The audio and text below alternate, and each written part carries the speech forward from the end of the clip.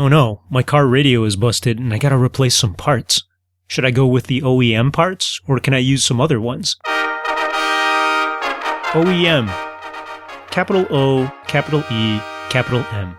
OEM. You know how a lot of products today are made up of a whole bunch of other products? Like, for example, a car.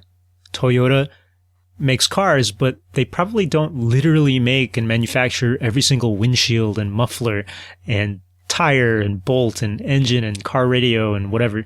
They subcontract out. They pay other, probably smaller companies to make some of these components of their cars. This is where the concept of OEM comes into play, because OEM is an acronym that stands for Original Equipment Manufacturer. And if you think about those words, that might imply, you might logically think that all this refers to is the original company that made a specific component or a specific part. Like Toyota might not be the OEM of their car radios, because maybe they subcontract that out to some other company.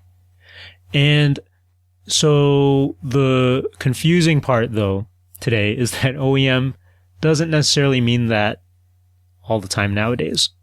Today, because of the way technology is changing, OEM and OEM parts now refer to the company that hasn't necessarily made the original part, but the company that is responsible for replacing a part or a component of your system when it goes bad, or the person who might be in charge of the warranty.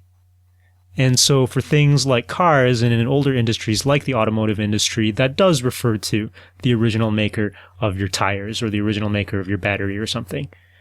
But in some newer industries, and you can read about this in several interesting articles online, industries like computers, the OEM company oftentimes refers to not the original maker, but like Dell, of Dell computers, it might refer to Dell itself. Dell might be the one responsible for the motherboard, and so they'll refer to Dell as the OEM because they made that computer, even though they subcontracted out other companies to make different chips and pieces of that computer. So that's confusing. Just think of OEM nowadays as the company ultimately responsible for a certain component or subsystem of a product.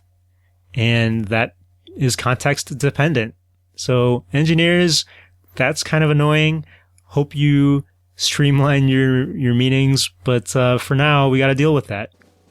OEM is our engineering term or acronym of the day.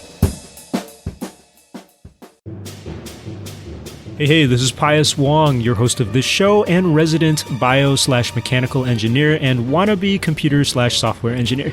I also host the K-12 Engineering Education Podcast, so if you're into engineering education, please go on over to www.k12engineering.net and check that other show out. Thanks.